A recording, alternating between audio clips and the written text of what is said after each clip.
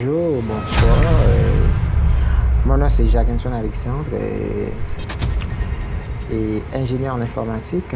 Et c'est moi qui vais assurer votre cours de bureautique pro à Compassoft. Et disons, c'est un cours conçu et dans le but de permettre à des gens, surtout des professionnels, de saisir pas mal de notions très importantes dans certains logiciels de la suite bureautique de Microsoft. Et voir ensemble le programme du cours.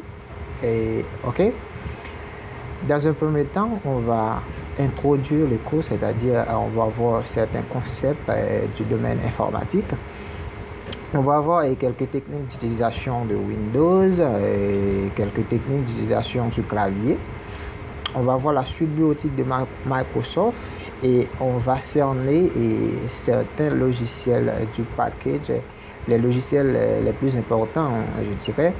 Et c'est pour cette raison qu'on vous apporte des rubriques. On parle de rubriques de Microsoft Word, rubriques de Microsoft Excel, de MS Access et aussi de PowerPoint. Alors, nous allons du coup introduire le cours et voyons, nous parlons d'informatique. Alors, informatique, c'est quoi? Informatique, en informatique et en télécommunication, on va voir que l'information, c'est un élément de connaissance susceptible d'être conservé, traité ou transmis à l'aide d'un support. Et pour ainsi dire, l'informatique, parler d'informatique, on voit deux thèmes qui font leur apparition. On parle d'information, ce que je viens de définir, et on parle aussi d'automatique. Automatique, c'est ce qui se réalise sans intervention humaine, c'est-à-dire qui se fait seul à l'aide d'une machine. Et pour ainsi définir l'informatique, eh bien, c'est la science du traitement automatique et rationnel de l'information, considéré comme le support des connaissances et des communications. Et vous allez voir, et avec ces deux mots qui forment le mot informatique, on va voir deux autres concepts. Ok, on parle du concept software et de hardware. Alors, quand on parle du traitement en informatique, on fait référence à la partie logique de l'informatique. Le traitement se fait à travers des logiciels ou des programmes. C'est ce qu'on appelle software. Et pour que ce traitement soit possible, eh bien, on utilise un appareil, ou du moins des appareils. Et les appareils constituent ce qu'on appelle les matériels en informatique, pour ainsi parler de hardware. Et le matériel principal qu'on parle en informatique, c'est ordinateur. Et l'ordinateur, c'est quoi? C'est une machine programmable qui exécute des instructions selon des programmes. Et normalement, il y a plusieurs types de software, pour ne pas dire de logiciels, mais on en distingue deux grands groupes. Ok, deux grands groupes. On parle des logiciels d'exploitation, ou du moins système d'exploitation. On dit que ces logiciels prennent en charge les ressources de matériel et de l'appareil. Et par exemple, on parle de Windows 7, Windows 10. Ça, c'est un logiciel d'exploitation. Parlons de Windows. Windows, c'est le logiciel d'exploitation de Microsoft.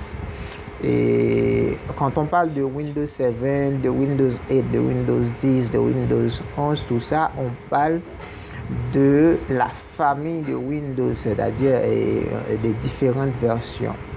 Mais il n'y a pas que Windows comme système d'exploitation, il y a aussi Mac OS, il y a Linux, ok, et il y a plusieurs distributions comme Debian, Fedora, tout ça.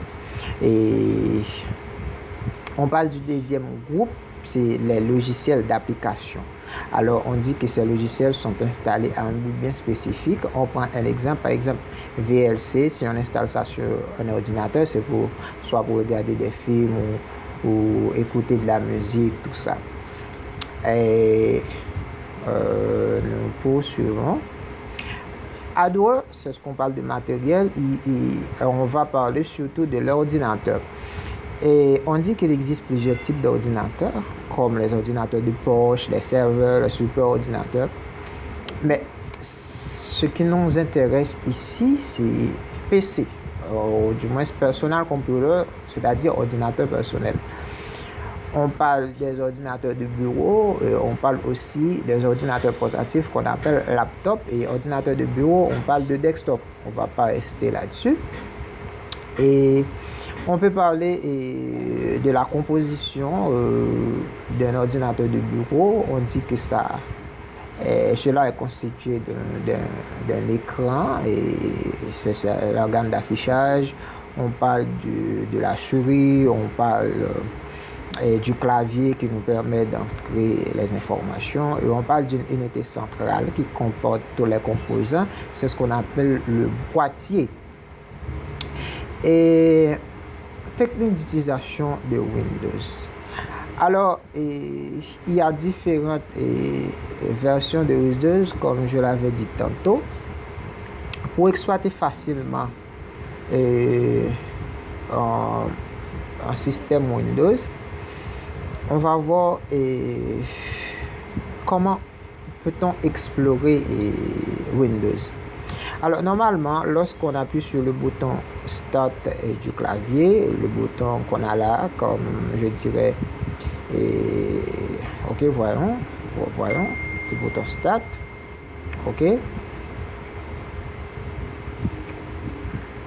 On peut voir, on peut passer ici. Si on clique sur Document, eh bien, ça va afficher,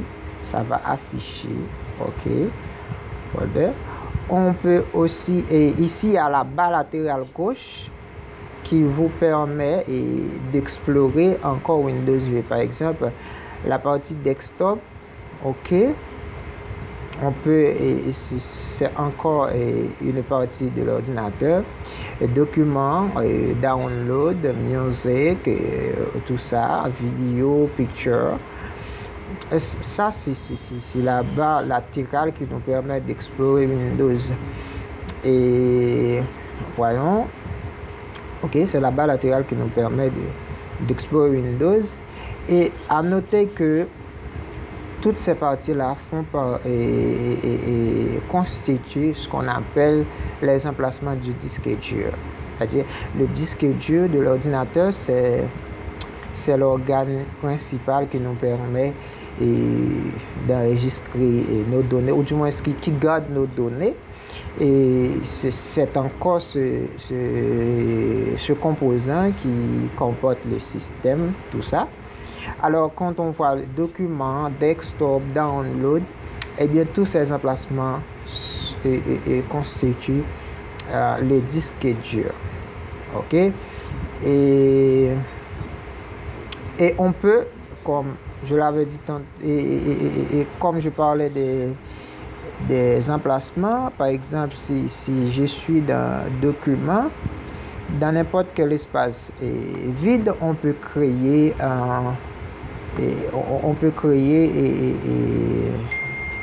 son espace. Ok, par exemple, c'est comme ça on vient avec les notions de répertoire, ou du moins en anglais folder. Comment peut-on créer son espace? Et voilà, on fait clic droit dans un espace vide, on pointe la souris vers New. Ensuite, on va dans folder, on fait clic, on donne le nom, ok, on donne le nom qu'on veut, et ensuite on presse la touche Enter pour appliquer. On touche la touche Enter pour appliquer. Normalement, je peux ouvrir l'espace en cliquant 2 fois. Voyons l'espace que je viens de créer. Je peux entrer là-dedans, ou du moins je fais clic droit. Ensuite, Open. Ça va ouvrir l'espace dont je crée. Et dans mon espace, je peux aussi créer d'autres espaces. Par exemple, ok, ici, j'écris MS Word. Ça, on appelle ça notion de folder, c'est-à-dire et la capacité de créer de l'espace dans d'autres espaces de l'ordinateur. Voyons. OK? La capacité de créer d'autres espaces dans l'ordinateur. OK.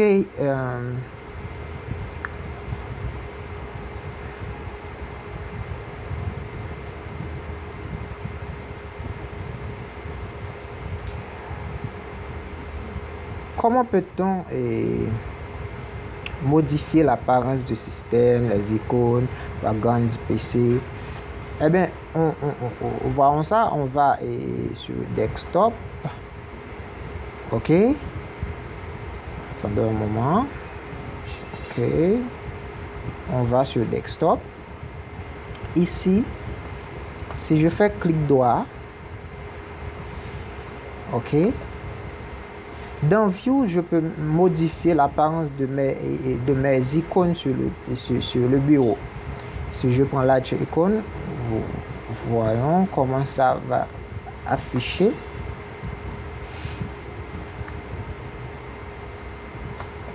OK. On peut changer l'apparence.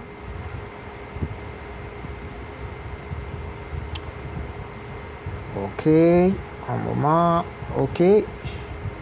OK, dans View, dans mon cas, je prends Medium Icon. OK. On peut changer l'apparence. Clic droit encore sur le desktop. On peut faire un arrangement, soit par nom, tout ça, des icônes, tout ça. On peut changer l'affichage ici. On peut changer le mode d'arrangement ici. OK. Ici, on peut changer l'apparence. Mais si on veut mettre une image en background, c'est-à-dire en arrière-plan, on n'a qu'à chercher l'image. Voilà. On n'a qu'à chercher l'image et ensuite, le mettre en background. Par exemple, si je prends ça, je fais clic droit. OK. Ici, je prends l'option Set as Desktop Background. Eh bien, ça va changer l'apparence du bureau. OK? Nous allons poursuivre.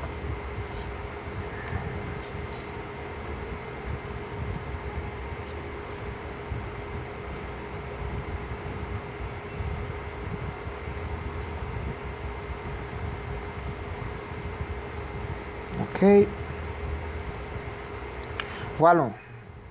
Voyons quelques techniques d'utilisation du clavier. Pour utiliser mieux le clavier, il faut savoir utiliser certaines touches. Voyons les touches de F1 à F12. On appelle ces touches-là des touches de fonction.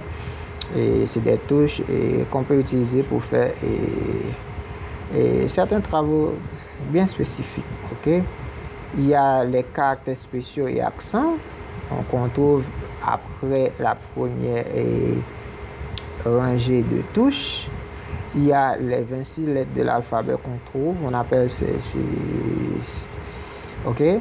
Il y a la touche espace. OK. La plus grande touche pour faire de l'espace. Il y a tab pour encore de l'espace, mais on appelle ça tabulation pour arriver beaucoup plus rapide. Il y a les touches directionnelles, c'est-à-dire les flèches nous indiquent ce qu'on peut utiliser ou pas. Alors, voyons quelques touches importantes du clavier. Ici, est-ce que pour annuler une commande ou action, tab pour faire de l'espace, caps lock pour activer toutes les touches en majuscule. Si on fait la combinaison de Shift plus une lettre, et ça va donner une lettre majuscule. Spacebar, c'est pour faire de l'espace. Backspace, c'est pour supprimer à gauche de votre position. Delete, c'est pour supprimer à droite de votre position. Et Enter pour passer à la ligne ou valider une commande. La touche Alt, on utilise ça en combinaison avec des numéros pour nous donner des caractères bien spécifiques. ainsi de suite. Maintenant, nous allons, avant de passer à Word, vous voyez comment vous pouvez vous habituer avec le clavier. Alors, vous pouvez installer le logiciel Tapping Master pour pouvoir l'utiliser. Et ça, on va trouver ça dans des ressources supplémentaires du cours. Vous pourrez télécharger le typing et on vous donnera une petite vidéo pour vous montrer comment utiliser ça. La suite bureautique. Une suite bureautique, c'est quoi? Une suite bureautique, c'est un ensemble de logiciels bureautiques qui peut comporter soit un traitement de texte, un tableur, logiciel de présentation, logiciel de dessin, logiciel de base de données. OK? Dans notre cas, il y a plusieurs suites de bureautique, comme je l'ai dit, par exemple OpenOffice. Mais ce qui nous intéresse là, c'est Microsoft Office. C'est une suite bureautique de Microsoft. Alors, pour le traitement de texte, comme logiciel, on a Microsoft Word. Pour le tableur, on a Microsoft Excel. Logiciel de présentation, on a Microsoft PowerPoint, dessin, Publisher. Et logiciel de base de données, on a MS Access. Et maintenant, on va introduire dans Word.